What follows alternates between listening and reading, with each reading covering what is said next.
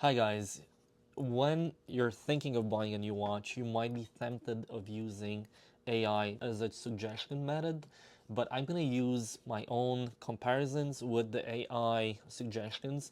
I've tried different prompts, actually even the same prompt multiple times, and it kind of gives you different choices, different challenges for a new buyer. So let's dive into it and let's see what I can do to help you out as a first time buyer. Before that, as usual, let's go into one single comment this week. It's a very short comment, but it kind of triggers what I'm also thinking of the market and what you as a first time buyer should think about. It's Songoku JX3CB that's writing, if you buy watches as investments, you can't afford them. As a first time buyer, you might be tempted as many to go for that Datejust, for that Submariner, for that 5, 10, 15, $20,000 big purchase of a lifetime, okay, or big purchase that you will do as a first time buyer. A lot of TikTokers, a lot of YouTubers tend to push you towards that 4 or 5,000 minimum range. I'd say it's a very important thing to think about. When you start buying a watch or you're looking to buy a watch and you have $10 or $15,000 in your pockets, don't go and spend your maximum budget, your $10,000 that you accumulated on a watch. You can't afford it, and that comment just goes along with what I'm also saying to people. Always start with something that you're feeling comfortable to either lose. You might lose the watch, I've seen that before. That you might break, I've seen that before, where people just take the watch, they go to the gym. I think if the person listens to the video, he knows who he is. He basically put the watch on top, pulls his clothing, the watch just drops from maybe 6, 7 foot high or whatever it was directly on the concrete. Obviously, it incurred another few $100s of damage to the watch. All that being said, you must be ready to basically tell yourself this is a buy or purchase that I'm ready to lose on. It is a luxury expense. Therefore, if you can't afford it, just don't do it. Don't do it as an investment, because if you're thinking of it as an investment, it will be the wrong way of doing it, okay? It is a terrible way of saying, hey, you know what? In 5 years from now, that watch is going to be worth that much. Again, if you have a dealer that tells you that a watch will go up in value, why doesn't he keep the watch for himself and keeps on lying to you at the same time? It doesn't work this way. If we had a crystal ball, I wouldn't be here. I'd be on a beach just retired by now. So this is not the way it works, and you have to make your due diligence from the beginning when you do a purchase, and then accept whatever consequences are on your finance and on the fact that you might lose the watch and so on and so forth. So you're not buying it other than for your own pleasure, okay? If the watch happens to double, triple, quadruple in value down the road, good for you. You're the one of the lucky ones, but in most cases, people are doing it for a luxury purchase. It's as much as a bag, as much as a car. Most cars are also losing 20, 50, 75% of their value within certain years, yet a lot of people don't consider them as investments, okay? A car is not an investment, a watch is not more of an investment. It might be as much as certain cars were from 30, 50 years ago, but again, you're looking on a long term, okay? It's not a quick flip. If you're making 5, 10% really quickly, do it, but otherwise it's not an investment, okay? It's considered a fast flip. Let's go with the AI technology. So I have a prompt on my cell phone. I have a prompt on the computer. Let's compare what it says in both cases. On some points I do agree with them, on a lot of them I do not, or there's a bit of a tweak to be made. The first point that ChatGPT has pulled out is, do not try to buy a watch because it's trending. I tend to agree with that, and I tend to also disagree at certain levels. I'll give the best example of what the hottest watch was for maybe 4 or 5 years in the past, until maybe a year and a half ago, the Black Bay 58, okay? We used to buy those watches for roughly up to 85 to 90% of their retail, make $300, call it a day. and move on to the next deal, which would bring us maybe 5, 6, 7% margin on such a watch. Today, the same watches have dropped in value by about 40% because there were so many sold. The demand obviously has shrunk. Too many watches available, demand shrinking, obviously the price is tanking. They are great watches. It doesn't remove anything from the value, but obviously someone who bought the watch in the peak of the demand is losing a bit of value. It doesn't mean that the watch will not eventually gain traction back in a new trend or a new demand or whatever you want to call it. Most watches have the tendency of stabilizing within 3, 5, 6, 7 years. Same thing with luxury, same thing with cars, same thing with anything luxury. Again, it goes back to the idea of buying safe, buying something that will kind of keep its value, if you want to call it this way. So trends might help down the road if you're looking at a Patek Nautilus, a Patek Aquanaut. Obviously, people who have a lot of money are basically reeled in or attached to having to buy from the secondary market. Obviously, it's an inflated demand. A lot of dealers have a lot of those watches on hands. If a dealer has a lot of liquidity or is backed by a team of investors, obviously, if you're able to hold those in your stock, it will create a false scarcity in the market. And obviously, if you have a Patek dealer, if a Patek dealer might get 1 to 4 Aquanauts in a year, obviously you have a pretty limited supply worldwide, okay? And if, let's say, we're in Quebec, we're 8 million people, if there's only one retailer of Patek locally, and there's 50 people that want that Patek, with 2 or 3 Pateks that are offered in that lineup, you're not going to be able to purchase one. It's pretty normal. So this point in ChatGPT is good, but it's also applying to certain things, not other ones. Again, will the demand still be as hot tomorrow on those Pateks as they are today, or will it be on other brands as well? It's a double-edged sword, and that will impact you down the road. We never know where that is going, so you have to be really careful with that and not think that this trend will keep on forever. Like pocket watches, they were super trendy back in the 80s. A lot of collectors, now those collectors sadly are passing, they're old. You know, it's something that is not as commonly collected today. Therefore, those trends are almost dying, which is sad because it's part of the history of watchmaking.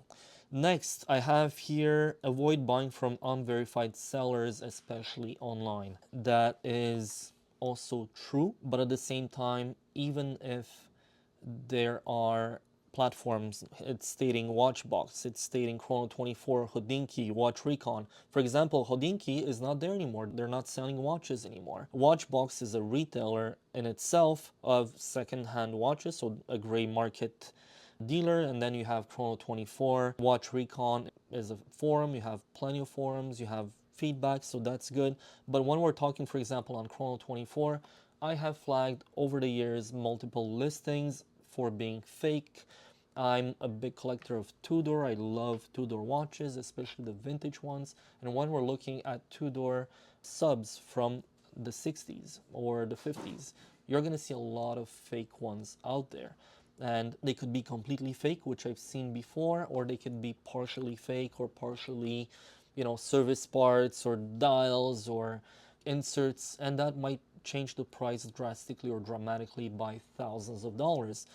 What does that translate to you is that Chrono24 is not 100% perfect. Is a watch box retailer or second-hand dealer like myself specialized into vintage? Not necessarily. So you also have to be careful of what they know and what they don't know about the watch itself when they sell it. I'm specializing into vintage, so my specialty is into that. But when it comes to modern, obviously, I also know modern. I authenticate them every day, and that's obviously part of my expertise as well.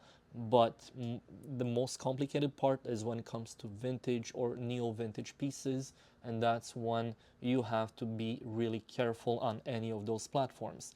So avoiding buying from unverified sellers, It's a yes and it's a no, because you have to compile what you know and what they know about the watch itself, and you have to make sure of what you're buying by counter verifying with someone like me. If we know each other very well, I can kind of help you out a bit. Again, I don't do it on a daily basis because it's not my job to go against another seller. But if you do have someone that's trustworthy around you, you can always ask for help. Okay, that's always good to counter verify, to ask a second, third, fourth person for an opinion about the watch. If the guy just doesn't know, just don't go to people who only deal with modern. They will not be able to help you with vintage, and vice versa, and both ways. Here I have the third point, which is good. Don't overspend thinking it's an investment. It goes back to what I was saying earlier. If you think you're gonna make money with a watch and you don't know what you're doing as a first time buyer, just don't. Again, it kind of goes to my other points, and I totally agree with that. Number 4, skip huge watches. Yes and no. It's also the case on small watches. I just sold a Cellini, and while I'm doing the video, the person got it and he wants to return it to me because they say it doesn't fit. Obviously, I'm not accepting returns for such things. I'm not responsible for people who are not reading on my listings. I'm trying to give as much information as possible on my website and on the descriptions. You need to know what you're buying, and that's why a first-time buyer or someone who doesn't know what they're buying is not my responsibility as a seller. So that's why a lot of times I do not take returns when I do not make any mistakes on my end. The responsibility incurs to the buyer to do their due diligence, and that's what I'm doing. Okay, we always have that choice, okay, as a buyer, to do our due diligence, and that's what I always ask people to do, because obviously if I ship something to the US, shipping it back and forth, it incurs hundreds of dollars of expenses. I'm not Amazon. A lot of dealers will not accept such returns as well, and that will be on you as a buyer to be careful. I'm not trying to be difficult, but it's part of the experience of a first-time buyer, and that's sad, but it's the reality right now. We do as much as possible describe everything by what the watch really is. That's a funny one.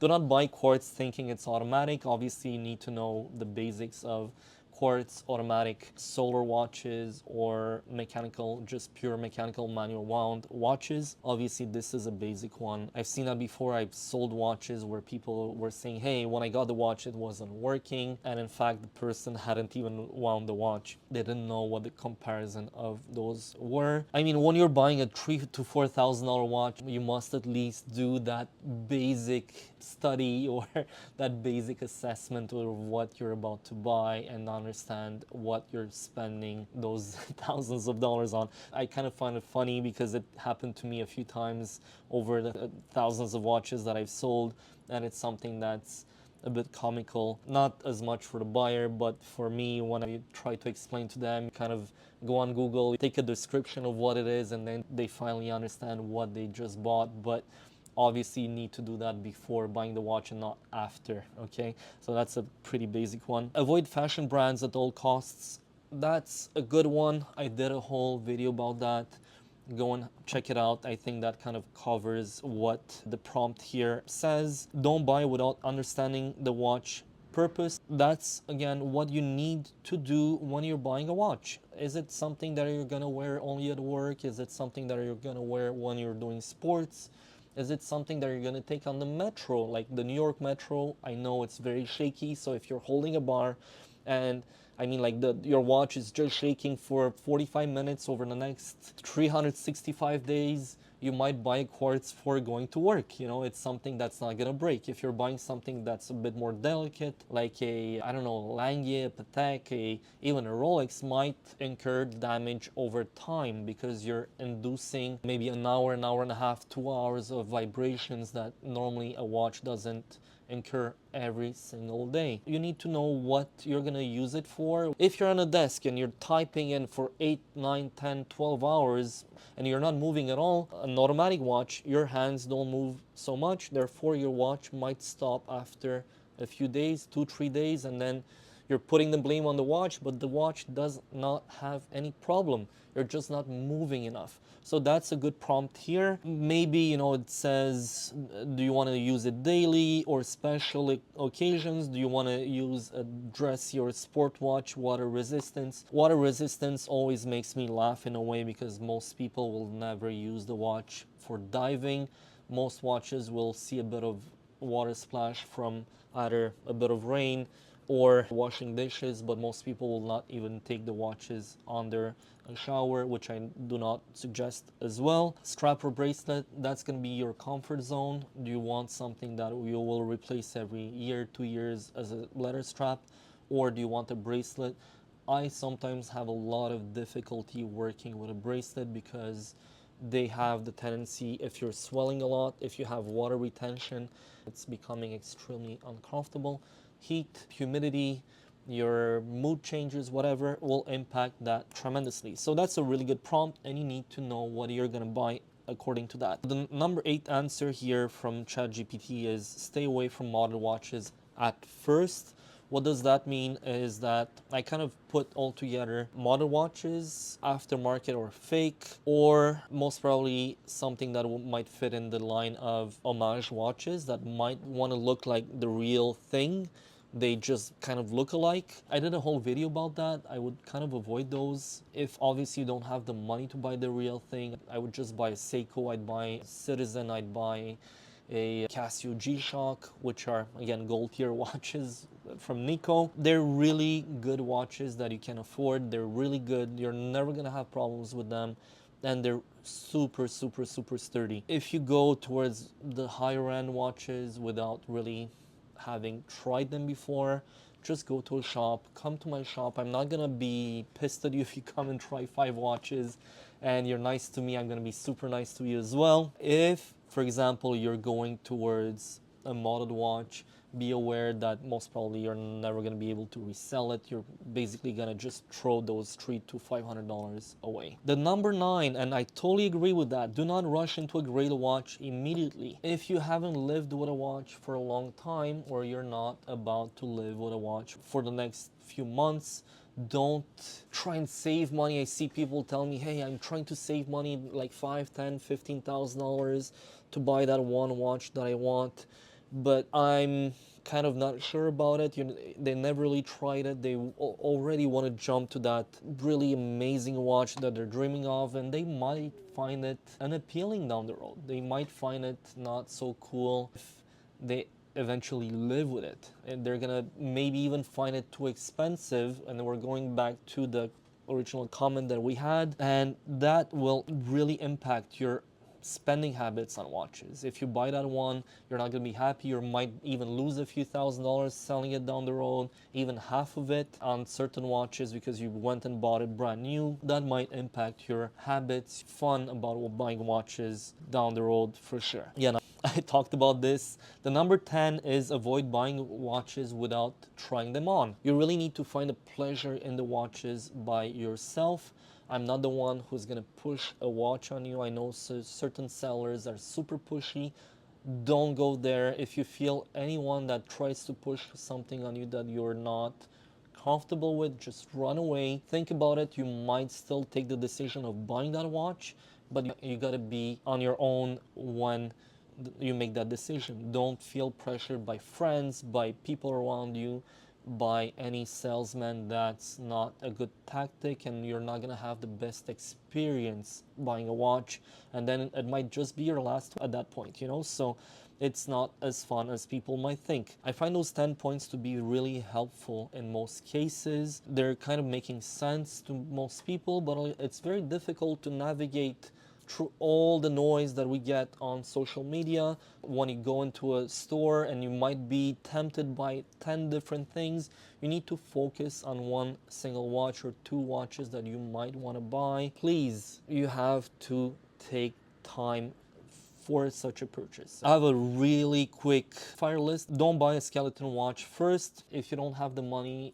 skeleton watches that are of good quality are really expensive. They're really gimmicky in the low end watches, so you don't want that.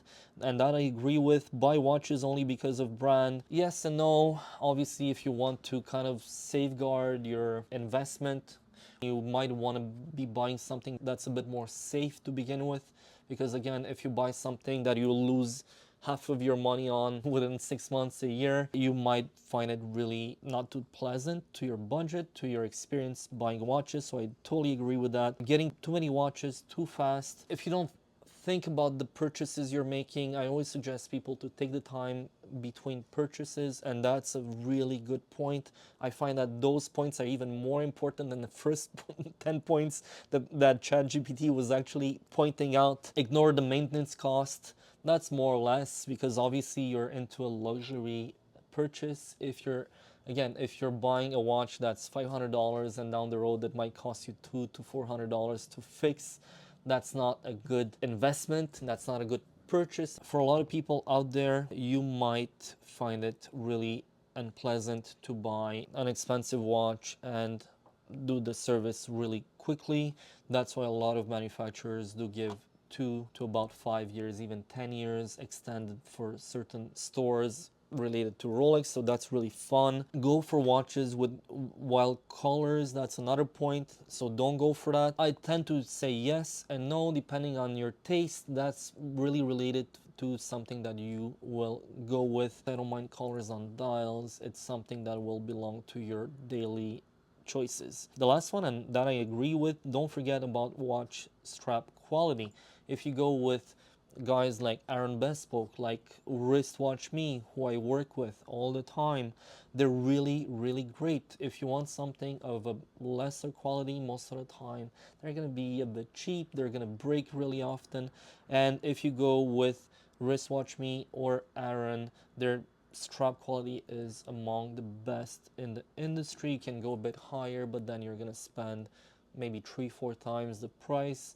I don't think that the price difference reflects on the quality you're gonna get down the road.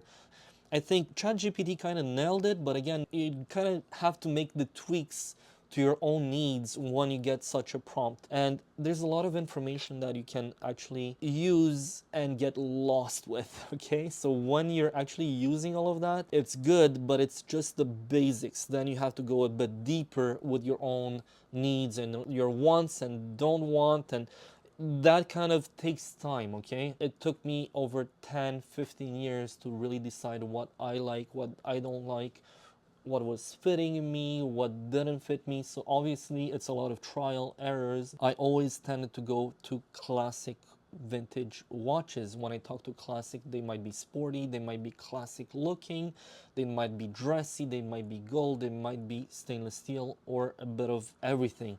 But all of that is down to what I like. I like the history of watches. I like going towards stuff that's basically creating the new trends of today and kind of going with the real thing that originated all those ideas back in the time. For the last point here, they're saying to buy from trusted brands with heritage, and that's good. Again, you can even go again for the vintage ones. A bit of both is a good choice.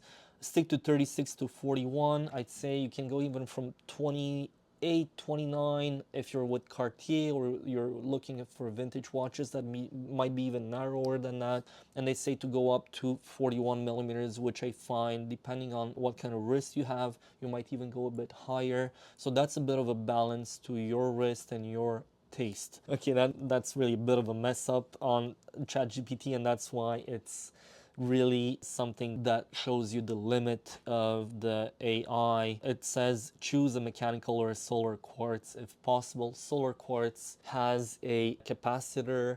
Those capacitors normally go after 2, 3, 4 years, just as much as a battery does, just because most of the time they're not used. So that daily charge discharge of a capacitor is good for it, but if it completely discharges a bit like a battery car, it will just die and it's not rechargeable. It will not hold the charge. Therefore, what happens? you're gonna have to incur a costly replacement of that capacitor, which might incur maybe 150, 200, maybe up to $500, $600 on certain ones which are a bit rare. I'd say go more for a mechanical or automatic or just a simple quartz watch with a normal battery. That will save you a lot of headaches. And again, you see the limit of ChatGPT right here. One of the last points that's really important, and I totally agree with that. It says start with one or two watches that fit your lifestyle, and I totally agree with that. Start with something that will be a bit less expensive. Don't go for something too crazy. It's not the point. You're not trying to impress anyone. I do understand that urge to actually get to those really expensive watches to show that you basically did it in life. Look, it's good, but at the same time, not so good when you're actually rushing into things. You always have to take the time, no pun intended in any way. It's really your money, okay? And all that being said, I do have quite a few watches that came in this week. Really cool watches, some of which I think one or two are already on the website. Again, it kind of completes the idea of what people want and what they should maybe start with. The first one, let's start with a GMT. So I have a gilt dial GMT. You might have the new ones, you might have the vintage ones. I find that those are really good purchases when we're talking of something that's stable, something that's rare.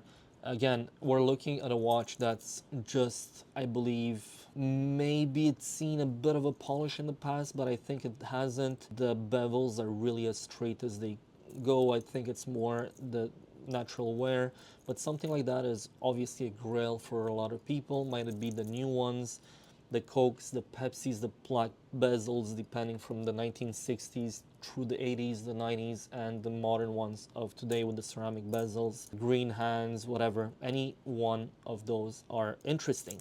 But again, I don't suggest going for this as a first watch. This is something that you might buy down the road if you really want it.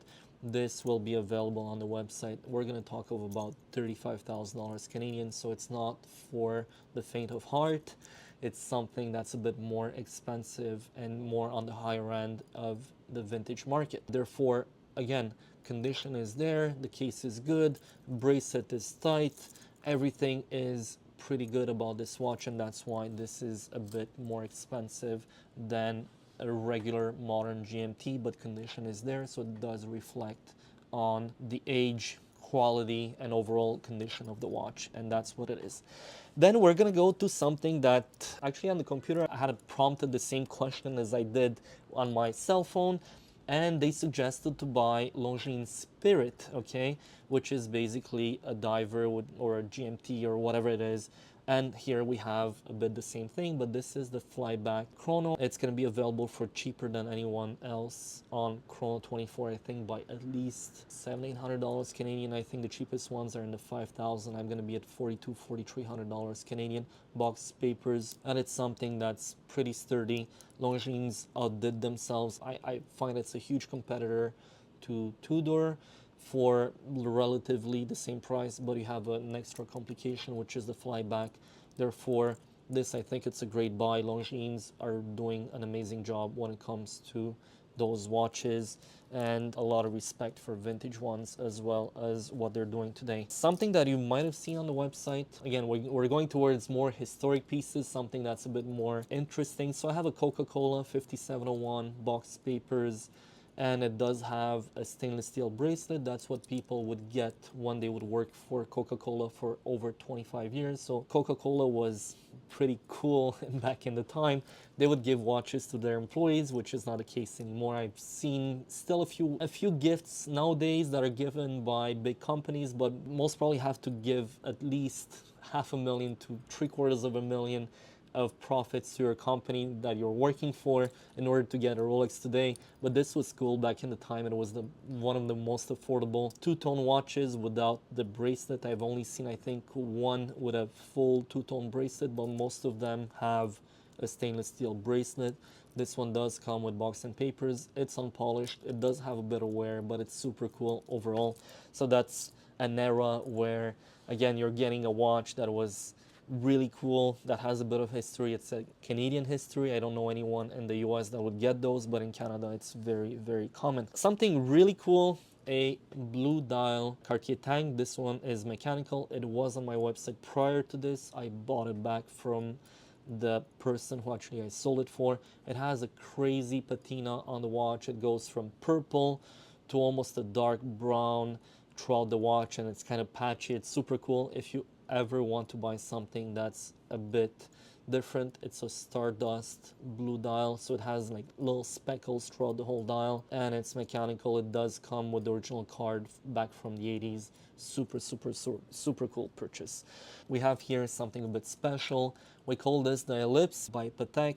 This one is manually wound from the back, and it does have a rotor, and this one is quite interesting overall. I've had this one, I think maybe 11 or 12 years ago, the same type of reference. Today they're obviously a lot more expensive than they used to be back then. Patek has also gained a lot of traction on those 70s watches. So you see a bit of an ellipse shape, but it's turned by 90 degrees, and you don't have a crown, so it makes it very, very comfortable to wear.